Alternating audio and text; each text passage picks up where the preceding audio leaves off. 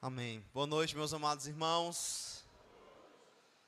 Louvado seja Deus, podermos estar aqui para aprender mais do Senhor. Iniciando aí esse mês de missões. E missões sempre aquecem os nossos corações. Antes das crianças saírem para aprenderem a palavra de Deus nas salas, vamos orar por elas. E aí aproveito e oro pelo sermão novamente dessa noite. Deus amado e querido, pedimos que o Senhor abençoe os nossos amados irmãos que estarão ensinando a Tua palavra aos pequeninos. Eles estarão ouvindo ali o Evangelho. Alguns ainda não se converteram, que o Senhor possa salvá-los. E que os outros que já se converteram possam ser edificados pela Tua palavra. Que o Senhor conduza os professores, os que estarão ensinando ali, para a Tua glória. Assim eu te oro também por nós que ficaremos aqui e ouviremos a Tua palavra.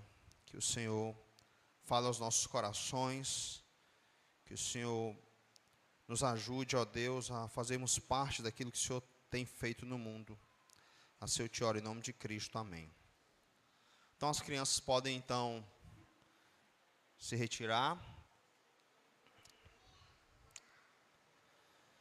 Vivam como enviados, esse é o tema proposto para essa noite. E eu queria então que você já abrisse aí em Atos capítulo 11, a gente não vai ler agora, mas daqui a pouquinho eu vou fazer uma introdução e a gente então começa essa leitura. Atos capítulo 11.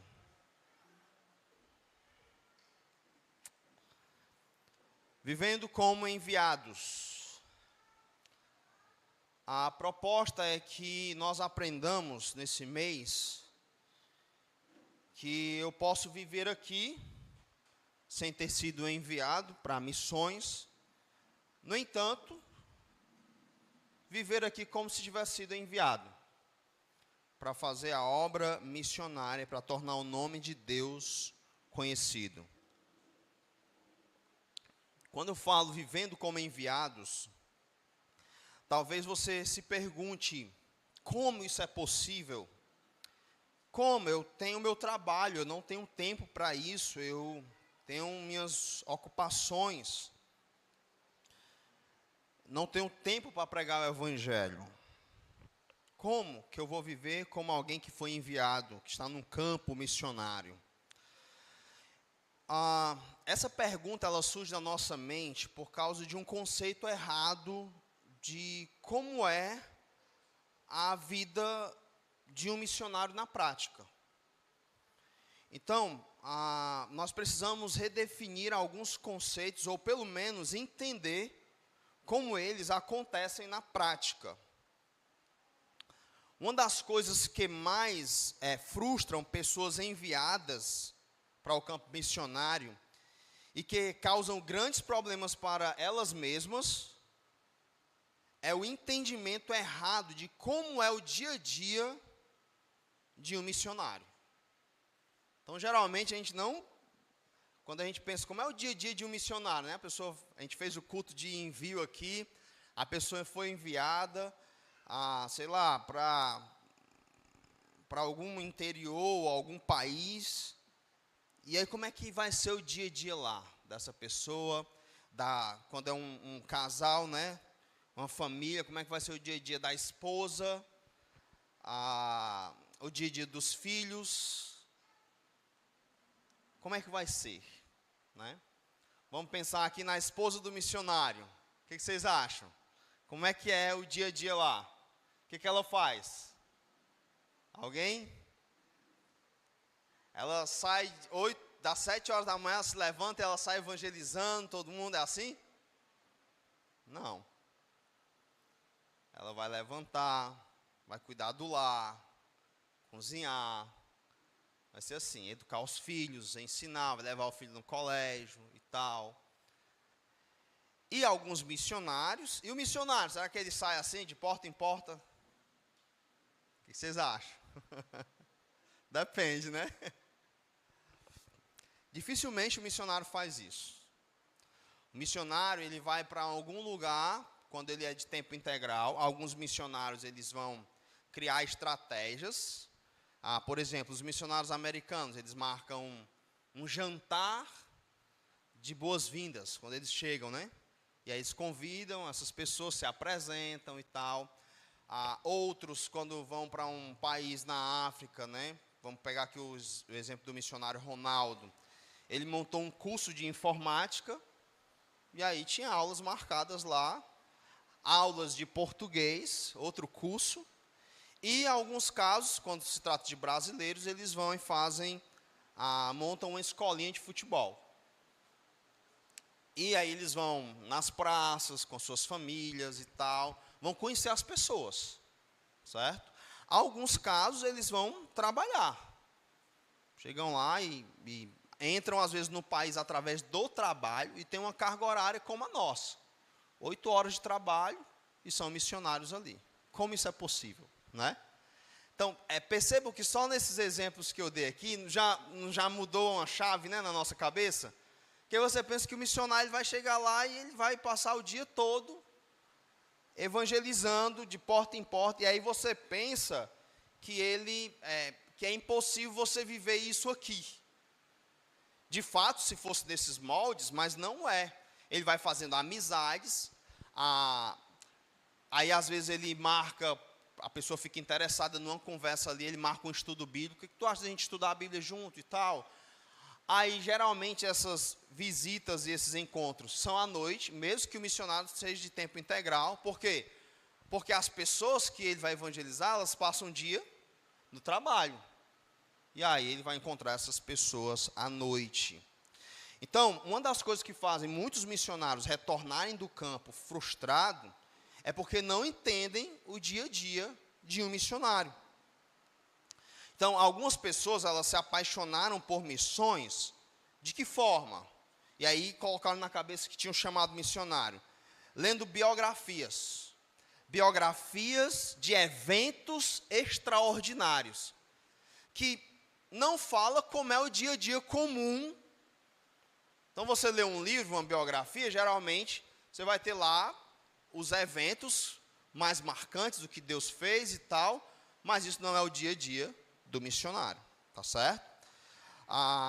Outra coisa que nos encanta, eu vivi muito isso na minha juventude, são os eventos ou viagens missionárias. É um negócio gostoso demais, né? Para quem é jovem aí, vai, participa.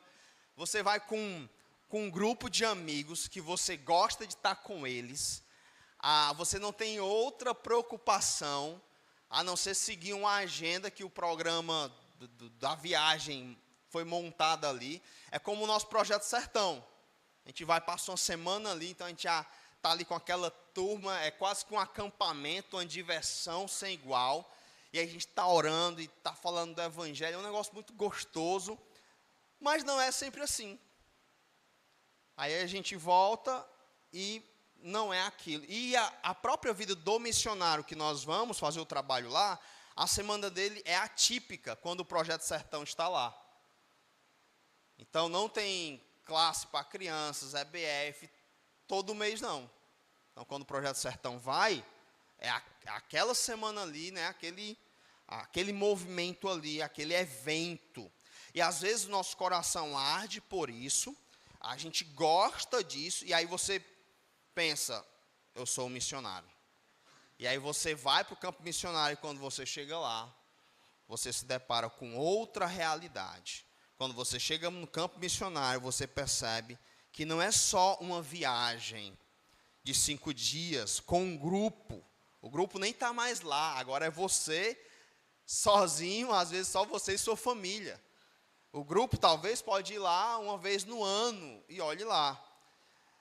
É uma vida com problemas normais de uma vida ordinária, da vida do dia a dia. Então, tem doenças, os filhos adoecem, tem problemas no lar para serem resolvidos, e por aí vai. Tem problemas no casal, é o dia a dia normal. E além disso, você vai ter as guerras espirituais e as lutas para plantar uma igreja. na vida missionária, principalmente no início, você faz tudo ali, vai dando estudo aqui, estudo ali, geralmente à noite, quando a igreja vai crescendo, você então é o zelador da igreja, você é aquele que prega, que toca, que canta, você faz tudo. Essa é a realidade de um plantador de igreja. Você vai viver uma certa solidão, porque vai estar longe da igreja, e por aí vai.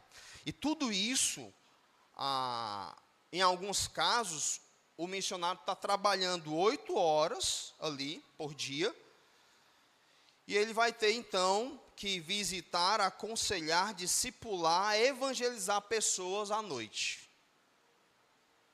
Exatamente como é a nossa vida aqui. Exatamente, não tem o que mudar. Aí, algumas pessoas não olham para essa realidade e acabam indo para o campo e se frustrando. Ou seja, esses missionários, eles estão no campo, mas eles vivem como um membro comum de uma igreja comum, só que em outro lugar. E aí nós precisamos entender isso e tirar essa visão de missionário tão diferente.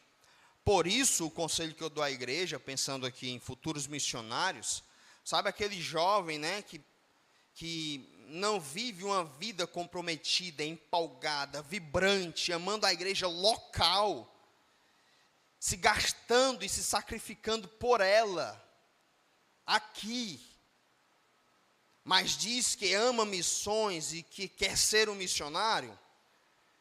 Na verdade, ele só gosta do assunto e dos eventos. Enviá-lo para o campo é um erro e vai destruir a vida dele e atrapalhar o trabalho missionário.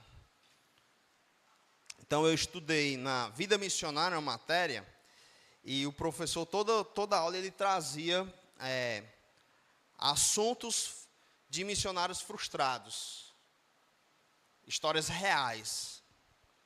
E aí eles iam, né, uma que me marcou muito foi uma jovem que, após o rompimento de um noivado, ela ficou muito mal com isso, e ela achou que ter uma experiência missionária, isso ia ajudar a superar esse drama.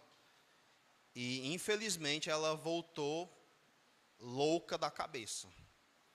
Porque ela chegou lá, encontrou outra realidade. Tiveram que trazer lá às pressas, após um ano. E por aí vai. Eu poderia citar várias histórias aqui de situações frustrantes quando vão para o campo missionário e acabam retornando, por não entenderem como é o dia a dia. Então, o dia a dia da vida missionária é isso aqui, é a igreja, é discipular a gente, é aconselhar, é evangelizar, é isso. E geralmente à noite. Não dá nem para dizer que está cansado, né? Geralmente à noite, que é o tempo que você consegue alcançar as pessoas.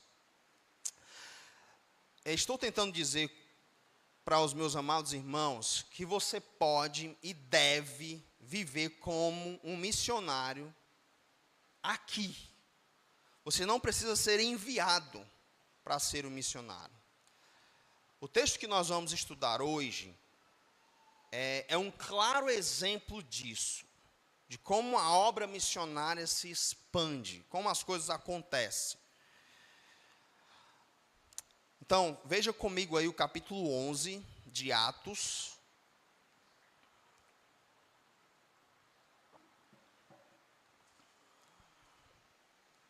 Vamos ler até o verso do 19 ao 20. Aí você mantém aberto e a gente vai lendo. Então os que foram dispersos por causa da tribulação que sobreveio a Estevão se espalharam até a Fenícia, Chipre e Antioquia, não anunciando a ninguém a palavra, senão somente aos judeus. Alguns deles, porém, que eram de Chipre e de Cirene, e que foram até Antioquia, falavam também aos gregos, anunciando-lhes o evangelho do Senhor Jesus. O que está acontecendo aqui? Vocês devem lembrar que Estevão, era o diácono, né? Ele estava pregando a palavra e aí ele é apedrejado. E aí se inicia ali uma grande perseguição contra a igreja.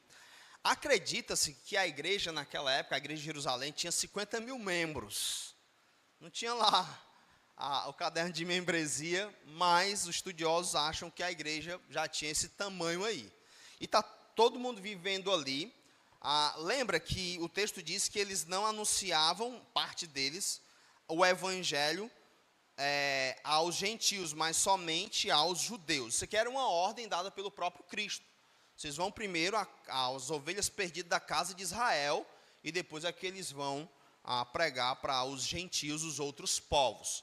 Então, a igreja de Jerusalém fica ali em Jerusalém, pregando ali, e depois que acontece esses irmãos aqui que se espalham, alguns ainda continuam procurando pregar somente para os gregos. Lembram que Paulo sempre chegava num local, para os gregos não, judeus. Paulo chegava num local e ele procurava uma sinagoga de judeus para pregar o evangelho. Então, aqui não era diferente. O meu ponto aqui, o que eu quero que os irmãos prestem atenção, algumas lições que nós vamos tirar desse texto descritivo, narrativo, é que essas pessoas, elas foram espalhadas por uma situação. Eles não foram separados como missionários, concorda? Eles estavam fugindo, tentando sobreviver. Então imagina, começa uma perseguição aqui, nós somos em 200 pessoas, então vai um bocado para ali, eu vou lá para a banda da Serrota, para o B, para lá da Serrota, eu vou tentar sobreviver lá, levar minha família para lá, vou escapar para a banda de lá, e outros vai para outro canto, né? Acho que o Kennedy vai lá para a Serra do Mulungu, né? Se for uma enchente, eu vou para lá, e um tsunami eu vou contigo. E por aí vai. Acho que o pastor Vladimir volta para a videira. Aí, esses irmãos só estavam fugindo e tentando sobreviver. Tem a perseguição, e aí se espalharam. Não foi um movimento missionário, não foi um avivamento, né, que agora todo mundo quer ser missionário. Não, eles se espalharam. E aí, como crentes normais, comuns, eles viviam como missionários. E eles pregavam o evangelho. Spurgeon já dizia, ou você é um missionário, ou você é um impostor. Então, todo crente, ele prega o evangelho, não é assim? Todo mundo aqui prega o evangelho, pelo menos deve pregar, tornar o nome de Deus conhecido. É cooperar com o que Deus está fazendo, tornando-se conhecido e salvando pessoas através da maravilhosa mensagem do evangelho. Então, eles estavam lá e eles só eram as pessoas que eram. E assim eles tornaram o nome do Senhor conhecido, pregavam o evangelho. Isso é o normal, meus irmãos. É que nós fizemos essa separação, né? Tem o missionário, é o cara que é separado e enviado para pregar o evangelho. Não, eu não prego o evangelho. Eu sou um membro comum, sou um crente, eu não preciso pregar o evangelho. Isso é coisa do missionário. Não. Todo crente tem a obrigação moral e o prazer, a responsabilidade e o privilégio de pregar o evangelho, de falar das boas novas do evangelho, de tornar Deus conhecido. Pensando em exemplos do Antigo Testamento, foi assim com José. José foi vendido como escravo, depois foi caluniado, se tornou um prisioneiro, depois se tornou governador do Egito. E em todas as situações, ele tornava o nome de Deus conhecido. Era uma fala natural dele. Quando ele chega para decifrar o sonho de Faraó, Faraó faz perguntas a ele e ele já responde falando de Deus. Mesmo sabendo dos riscos que corria ao falar sobre um Deus na presença de um Faraó. E ele fala de Deus naturalmente. Naturalmente. O Deus do céu dará resposta de paz a Faraó. Esse sonho é repetido, Faraó, porque Deus se apressa em fazer. Era assim, chegava e falava normalmente. Então, imagine, esse é o que está narrado lá registrado. Imagina como era o dia a dia dele. Quando você pega Daniel, Daniel chega na Babilônia como escravo, um sobrevivente de uma guerra. E aí ele decide firmemente no coração não se contaminar com as finas iguarias do rei. E ele fala, imagina qual seria a justificativa de Daniel para Arioque, né? O eunuco que cuidava deles, que era responsável de dar a comida deles, que era a mesma comida estabelecida pelo rei. Ele tem que explicar, por que você não quer essa comida? Comida chique dessa, boa dessa. Por que você não quer? Ele ia ter que dizer o quê? Ele ia falar do Deus dele. Ia falar do Deus dele. No capítulo 2 de Daniel, ele vai decifrar um sonho e ele fala sobre Deus. O Deus que estabelece reis, tira reis, que exalta, que humilha. E eles falavam sobre Deus. Os amigos de Daniel, eles vão falar de Deus também. O Deus que nós servimos, ele vai nos livrar dessa fornalha aí. Se ele não livrar, nós também não vamos nos prostrar. E assim, nesse período da Babilônia ali, em que o povo de Deus, que era para tornar o nome de Deus conhecido, e falharam nisso, e agora estão como escravos, é um dos períodos em que Deus se torna mais conhecido no mundo inteiro. Porque são feitos vários decretos para o domínio do Império Babilônico, que não podiam dizer nada a respeito do Deus de Daniel e de seus amigos. Deus se tornando conhecido. E esses jovens foram enviados para lá como missionários? Não. Eles foram arrastados para lá como escravos, e eram crentes normais, que falavam de Deus em dias normais. Não existe, meus amados irmãos, essa ideia de que eu preciso ser enviado para me tornar um missionário.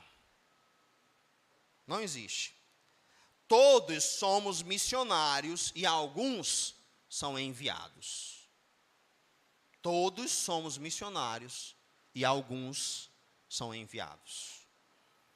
Então não acredite nisso de que, às vezes tem uns que é assim, né? Eu tenho um chamado missionário, pastor. Aí eu pergunto, você já evangelizou seu vizinho? Não, é só quando eu for enviado. Aí é que eu vou começar, se acalme. Não existe isso. Tá no nosso DNA, quando fomos recriados em Deus. Nós falamos de Deus, falamos do nosso Cristo. Não é assim lá no trabalho, você está conversando com alguém, você já começa, né? Procurando uma brecha, uma entrada para falar do Evangelho. Eu tenho um exemplo do meu irmão mais velho, que tem um dom, né, de evangelista, o Carlão, alguns de vocês conhecem. E eu estudando, né, nesse texto e tentando passar essa ideia para os irmãos de que eu não preciso, que todos somos missionários e alguns são enviados, é que ele, está com uns 2 sábados que eu fui pregar numa igreja lá no Castelão. E essa igreja foi uma igreja plantada por ele. É uma igreja composta de karatecas. Então, o pastor de lá é faixa preta, a menina do louvor é faixa preta.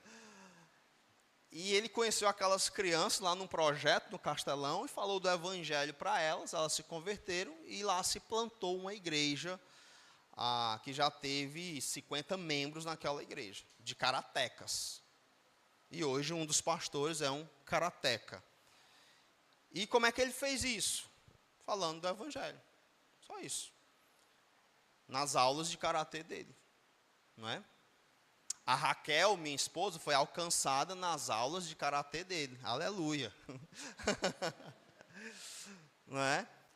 Eu também fui alcançado, ele me levou para o karatê, e lá ele falava de Deus, e por aí vai, e muitas outras pessoas, nesse projeto, de tornar o nome de Deus conhecido.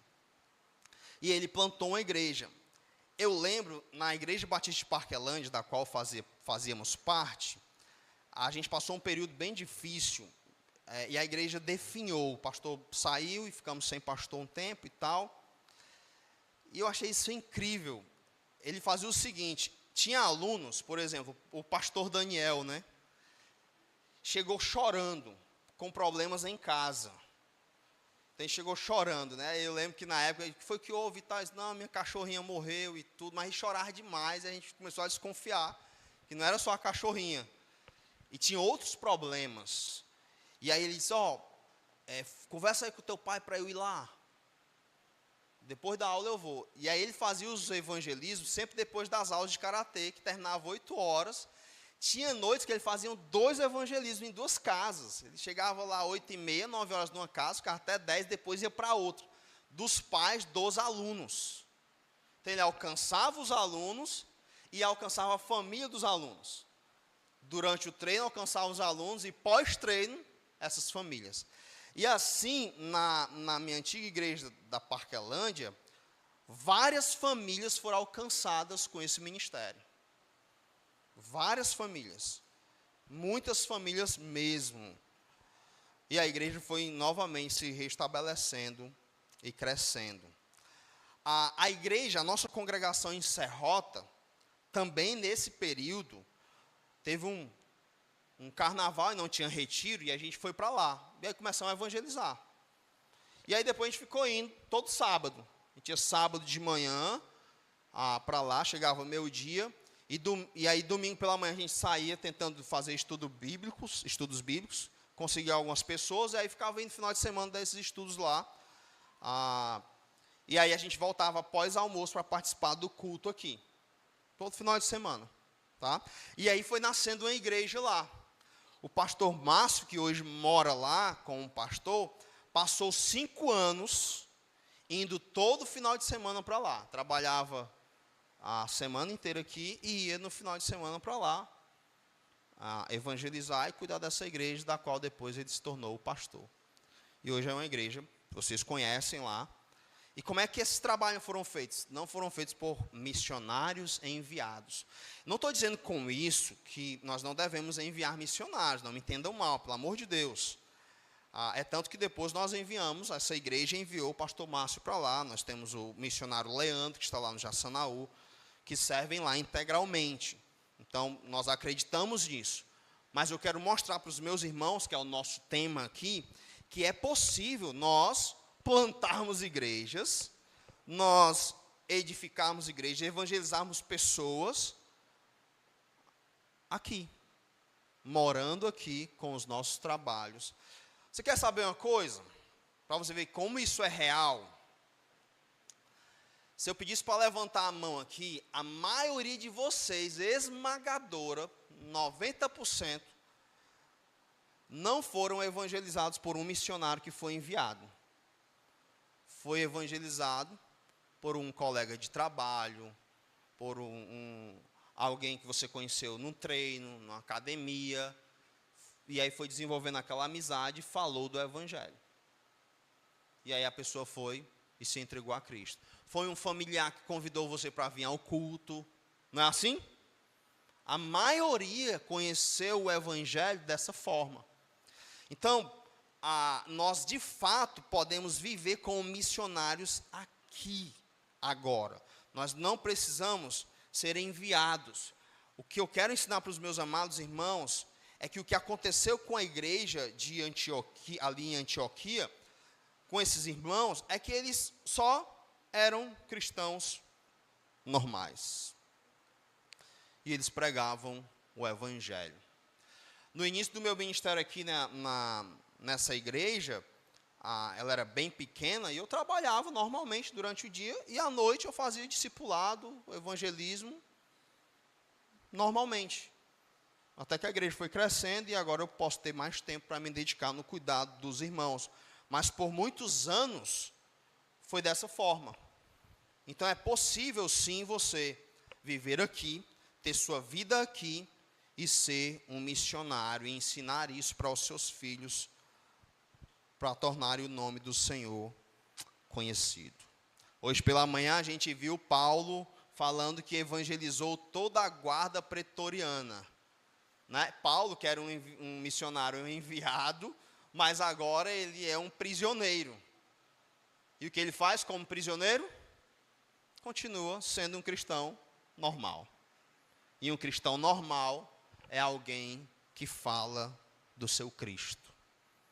Então, Vamos pensar nos irmãos morávios, né, que se venderam como escravos para evangelizar lá os escravos que estavam numa ilha.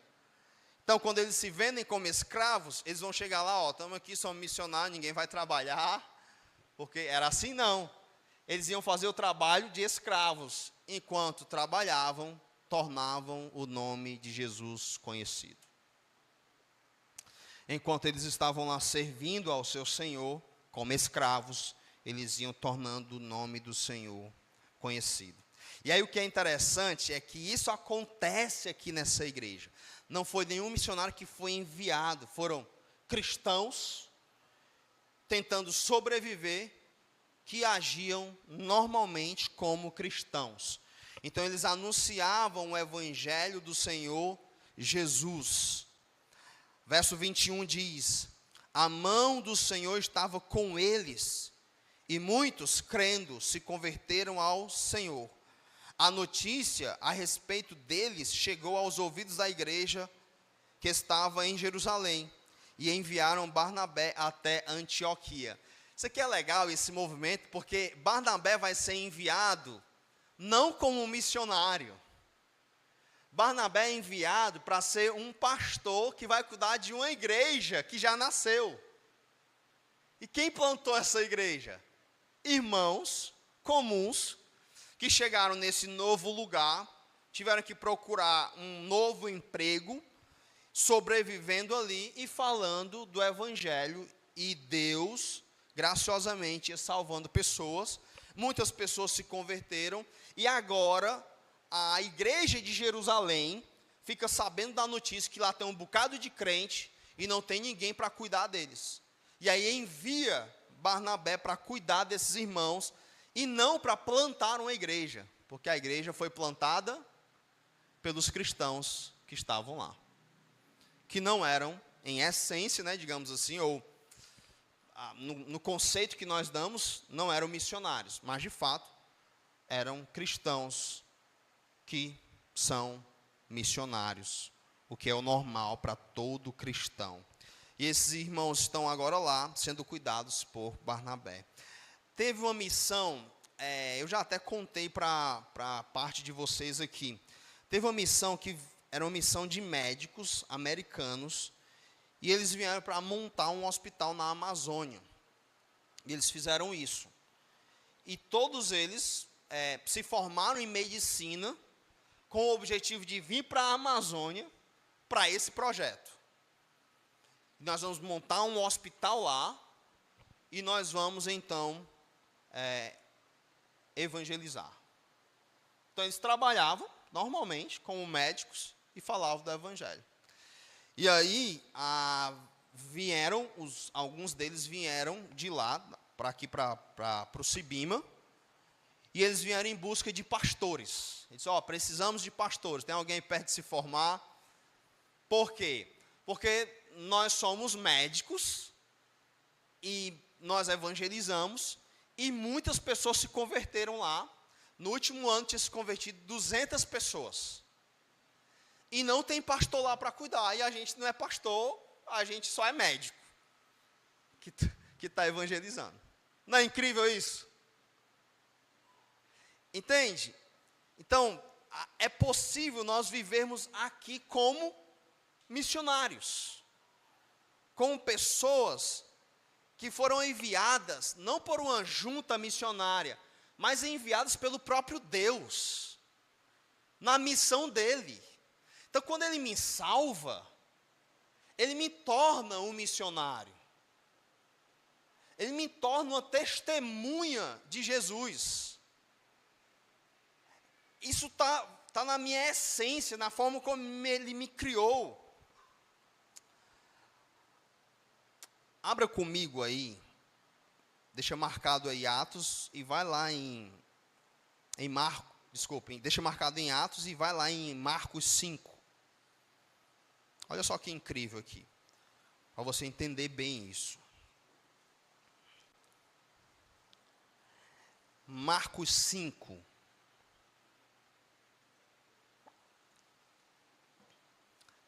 Quando Jesus chega nessa aldeia aqui, tinha um camarada endemoniado. Eram muitos demônios nele. E esse homem, nada conseguia segurá-lo. Ele andava nu, já tinham prendido ele, mas ele quebrava as correntes e ele vivia nos sepulcros. Devia ser um negócio aterrorizante. Pelo menos ver esse homem, né? Ficar perto dele. O fato é que Jesus liberta ele. Ele agora é um salvo, foi liberto dos demônios, agora ele está vestido, limpo, as pessoas vão ficar admiradas e tal. Só que os demônios, Jesus permite que os demônios vão para uns porcos que tinham lá, e 2.000 porcos caem no abismo lá. E aí os donos do porco falaram isso para as pessoas da cidade. As pessoas não gostaram disso e pediram para Jesus ir embora. Nós não queremos o senhor aqui não. E aí Jesus, tudo bem, vai embora. Quando Jesus está indo embora, veja o verso 18 do capítulo 5 de Marcos. Ao entrar Jesus no barco, suplicava-lhe o que fora endemoniado, que eu deixasse estar com ele. Então ele queria ir com Jesus. Aí o que Jesus diz? Jesus, porém, não lhe permitiu, mas ordenou-lhe. Olha a ordem que ele dá. Vai para a tua casa, para os teus. Anuncia-lhes tudo o que o Senhor te fez e como teve compaixão de ti. Então ele foi e começou a proclamar em Decápolis tudo o que o Jesus lhe fizera. E todos se admiravam. Alguns estudiosos dizem que Apolo, foi fruto do trabalho desse homem. Mas são só especulações. Qual foi o treinamento que esse homem fez? Não é? Hein, Cleito? Não deu tempo para estudar, né? Qual foi o preparo que ele teve? Para anunciar, porque talvez você esteja assim, pastor, eu só não falo de Jesus porque eu não sei. Né? Eu não sei falar de Jesus, eu não entendo, eu precisava estudar, fazer um curso aí e tal. E esse camarada aqui? Qual foi o curso que ele fez? Ele era um novo convertido, né? Não, novo convertido eu acho que não deve falar de Jesus ainda. Jesus diz, vai lá e anuncia-lhes tudo o que o Senhor te fez. E como teve compaixão de ti. Todo crente sabe dizer isso aqui, amém? Todo crente sabe dizer isso aqui. Acredito eu que a nossa grande dificuldade, meus amados irmãos, e isso acontece no meu coração, e acredito que acontece no de vocês, é a frieza, é perder a admiração pela pessoa e pela obra de Jesus Cristo. Ele, em alguns momentos da nossa caminhada, ele não é mais tão encantador. Ele não é mais alguém que nós admiramos tanto e ficamos tão fascinados, que nós falamos dele. E aí, às vezes, nós precisamos ficar apelando, né? Tem que falar de Jesus, é uma ordem, ide por todo mundo, todo crente tem que falar de Jesus e tal. Não, isso aqui é algo natural. É algo que aconteceu comigo. Eu dizia ontem para a Ruth, ela vê a bebê reborn lá e olha uns vídeos, como é real. Ela, pai, olha aqui, pai, como é real. Eu disse, está vendo, filho? Tu admira isso aí e tu vem me falar empolgada. É quando a gente vê um vídeo, alguma coisa, a gente compartilha e tal. Nada segura isso. Pois bem, quando nós estamos empolgados com a pessoa de Jesus e com a obra dele, com o que ele fez na cruz, e o efeito que a cruz teve na minha vida, eu vou falar dele. Não tem como segurar isso. É algo que vai brotar, é algo que está expandindo dentro de nós não seguramos.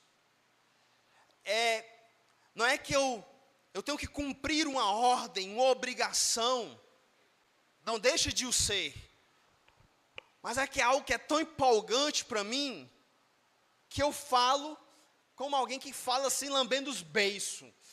É algo gostoso, é algo fascinante. E falta isso no povo de Deus, porque ele perdeu esse encanto. Aí nós somos um povo, murcho, não tem entusiasmo, é um negócio assim. A gente vai falar porque é o jeito, tem que falar de Jesus e tal. Aí o mundo nos influencia, ficamos com inveja dos ímpios que servem ao diabo. É um negócio assim tão pobre. E aí, como é que eu tenho inveja de um ímpio que não tem o meu Jesus? Como é que eu estou lá na faculdade olhando para a vida daqueles colegas pagãos, e eu fico desejando ser parecido com eles? É um negócio muito triste. Eu que fui liberto, fui salvo. Certa vez eu estava na faculdade, e os colegas assim, e conversando lá, e eu estava com muita fome nesse dia. Já contei essa história aqui, mas como tem muita gente nova, os antigos me perdoem. Aí eu passei por uma humilhação muito grande ali, sem dinheiro e tal. E com fome. Os jovens podem acreditar, viu? No passado aconteciam essas coisas, viu? E aí o coordenador do meu curso passou e me deu uma pegada assim no braço com força, e disse assim: te anima, rapaz. Eu tenho plena certeza que aquilo foi Deus. E aí, quando ele fez isso, e eu estava com fome e com sono, quase dormindo ali. Aí eu disse: rapaz, isso aqui foi o Senhor. E na mesma hora, o Espírito Santo me levou a pensar, olhando para aqueles rapazes ali, todos eles eram perdidos. Só que naquela situação, todos estavam mais felizes do que eu. E isso veio vindo na minha mente. Eu tenho plena certeza que era o Espírito Santo aplicando aquilo, dizendo: como é que pode? Você tem um Senhor. Era para você estar sorrindo aí, aproveitando a oportunidade para falar de mim para eles. Mas não havia empolgação nenhuma em mim. Como eu falei, eu estava muito desanimado ali. E naquela roda ali, como um qualquer. E não como alguém que foi regenerado, salvo. Como uma luz brilhando no meio das trevas. Como um sal impedindo que a deterioração do pecado avance. Nós somos salvos para sermos sal e luz, meus amados irmãos. E aí falta em nós essa empolgação. Veja o que o texto fala do que Barnabé encontra aqui. Verso 23. Vamos ler a partir do 21. A mão do Senhor estava com eles, e muitos crendo se converteram ao Senhor. A notícia a respeito deles chegou aos ouvidos da igreja que estava em Jerusalém, e enviaram Barnabé até Antioquia. Tendo eles chegado, e vendo o quê? Vocês, vendo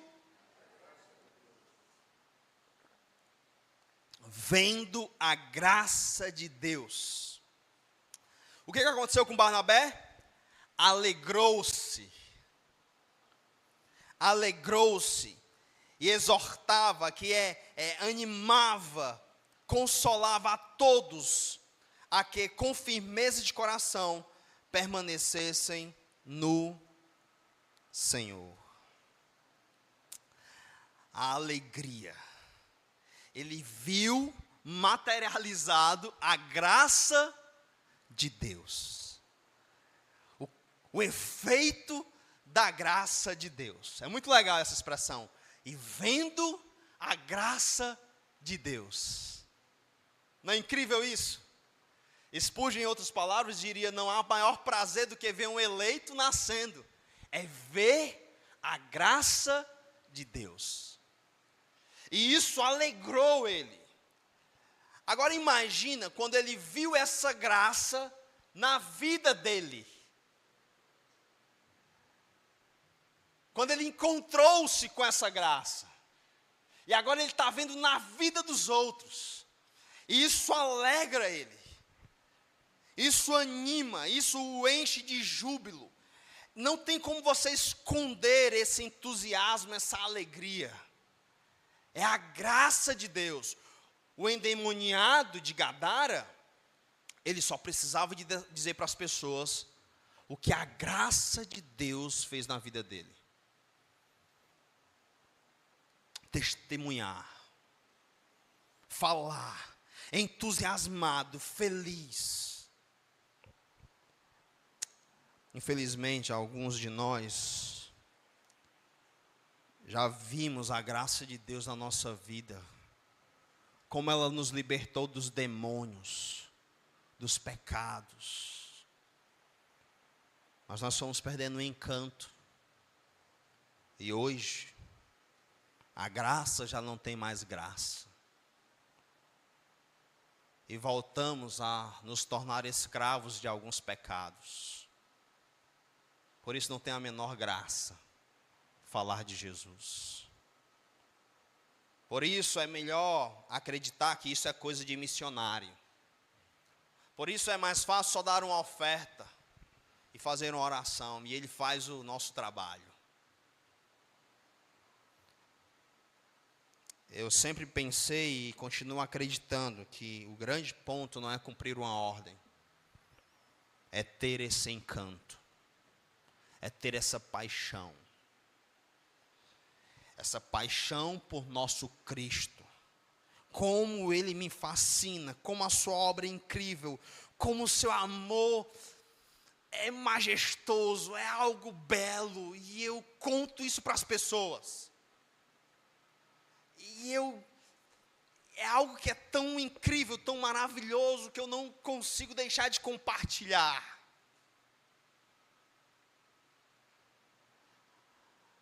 Hoje está tendo 2 jogos, Fortaleza e Corinthians, e o Ceará e Flamengo. Devido ao Flamengo ser quem é, imagina que o Ceará deu uma goleada no Flamengo. Quem gosta de futebol, e não tem nenhum problema nisso, amanhã vai ser o assunto do dia. Não tem nenhum problema nisso. Mas esse resultado inesperado nos empolga a tal ponto de onde nós chegarmos, nós falarmos desse assunto, para os que gostam de futebol e são torcedores. Não é assim? É normal, isso não é pecado, não está errado. Eu só estou mostrando quando algo me empolga, me surpreende, nada me segura. Eu falo.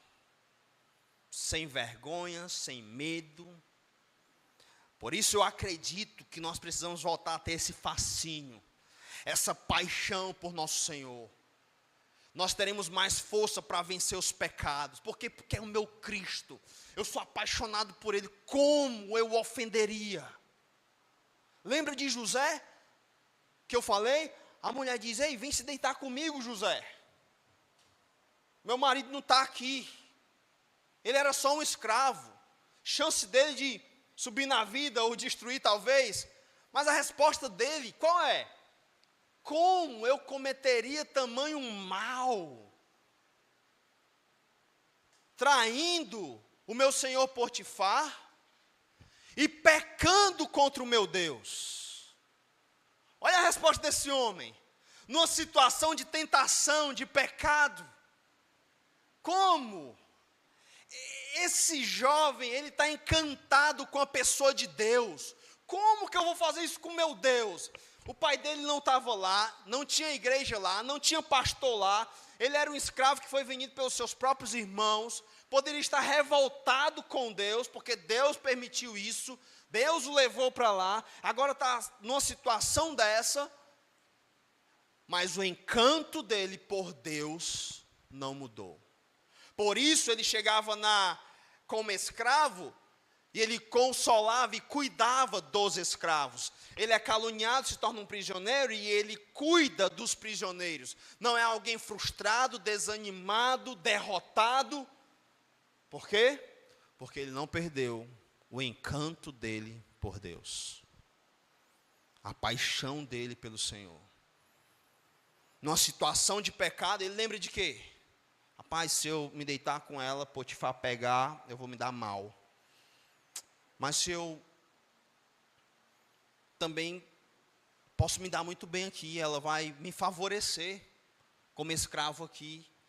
Ele não vai descobrir. Você começa a botar na balança. Ele não. Como que eu vou fazer isso com o meu Deus? Como eu vou cometer um pecado contra o meu Deus? Por quê? Porque é a paixão dele. É o encanto dele, é o Deus dele. E falta isso, meus amados irmãos, em nós. Por isso é tão difícil falar de Jesus. Por isso é tão pesado falar de Jesus. Por isso é tão difícil tornar o nome de Jesus conhecido para as pessoas que estão ao nosso derredor. Nós somos sempre tímidos, medrosos. Não há esse entusiasmo. Nós precisamos recobrar a alegria ao ver a graça de Deus.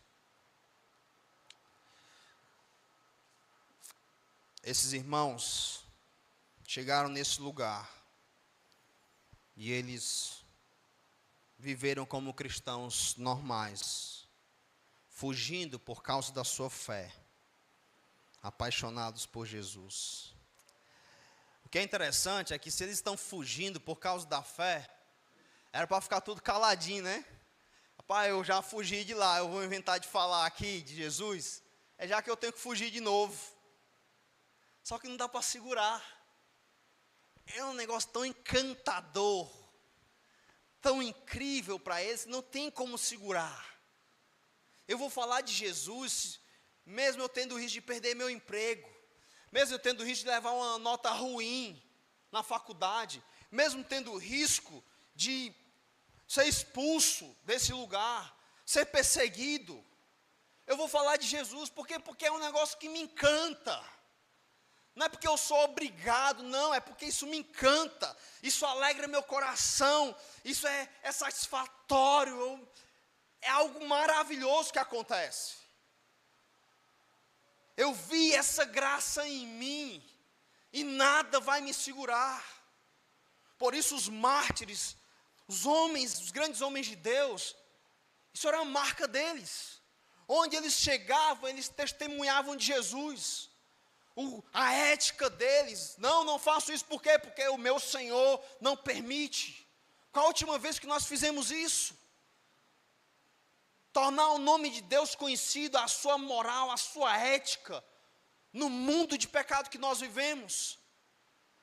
A falta de encanto nos leva a ficar desejando voltar à vida de pecado, experimentando, caminhando bem perto.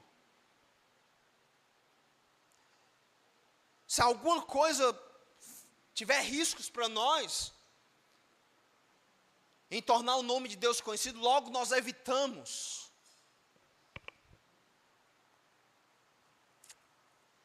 Esses irmãos chegaram nesse lugar,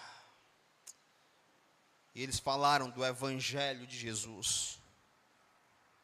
E nesse lugar, eles foram pela primeira vez, os discípulos de Jesus, chamados de cristãos.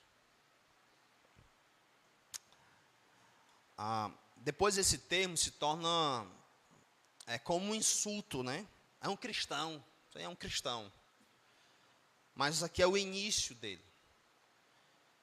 E eles começaram a ser chamados assim, porque eles falavam do Evangelho de Jesus Cristo. E certamente, eles imitavam a Jesus Cristo, seguiam as suas ordens. Por isso, eles eram considerados pequenos cristos, ou cristãos. Alguns de nós, no nosso trabalho, na faculdade, seja onde for, as pessoas nem sabem da nossa fé. Nem nos reconhecem como cristãos. Alguns de nós fazem o favor e têm o prazer de não se identificar como cristãos, com vergonha, com medo, seja lá o que for. Se esse é o seu caso, meu querido, você não é um regenerado. Você está negando Cristo. E Ele mesmo prometeu que aqueles que me negarem, eu o negarei diante do meu Pai. Ele vai dizer, eu não conheço você. E quando Ele fala isso para os seus discípulos, o contexto é que os seus discípulos seriam presos, torturados e mortos.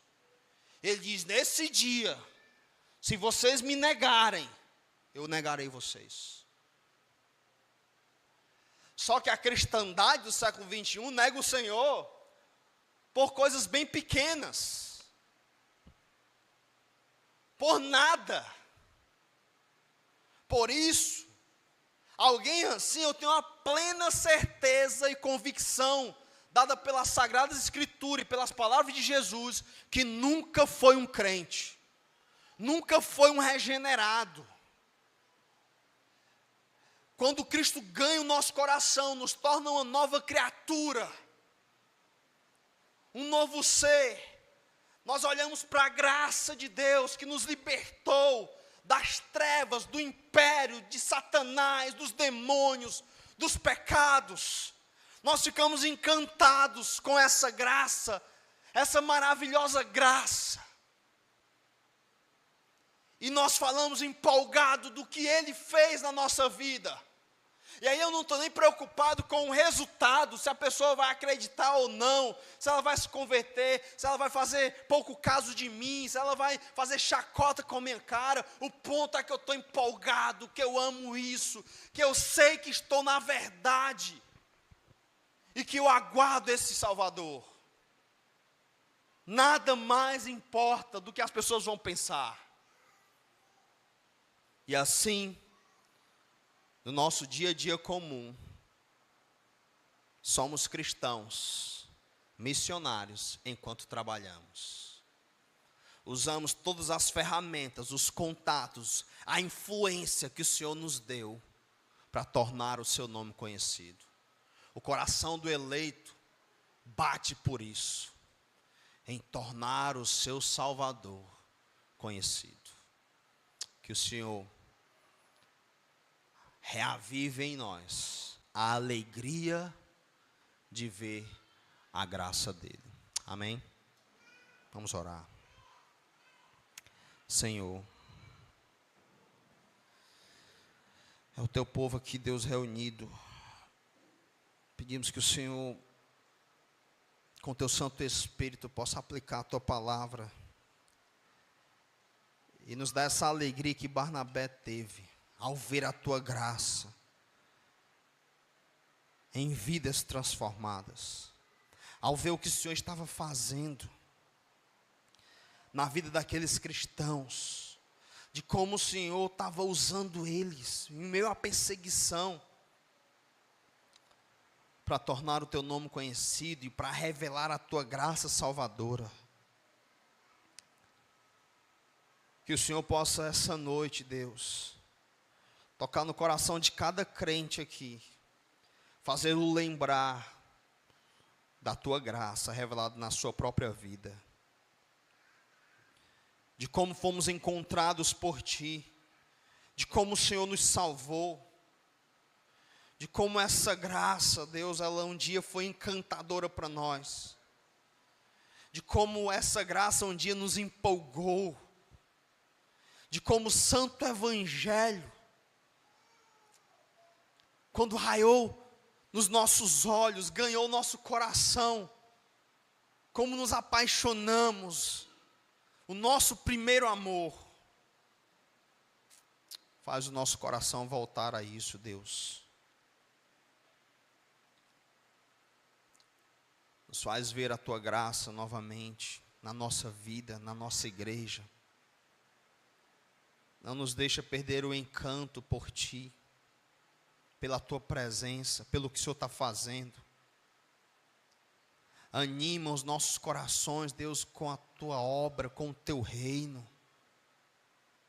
Usa cada um de nós para tornar o teu nome conhecido, não como pessoas enviadas obrigadas, mas pessoas que estão encantadas, maravilhadas com a tua obra, para que onde quer que venhamos chegar, Deus, a luz de Jesus possa brilhar em nós e tornar o teu santo evangelho conhecido. Alegra, ó Deus, o nosso coração, contigo mesmo, para que sejamos missionários, hoje, onde nós estamos. Assim eu te oro. Amém.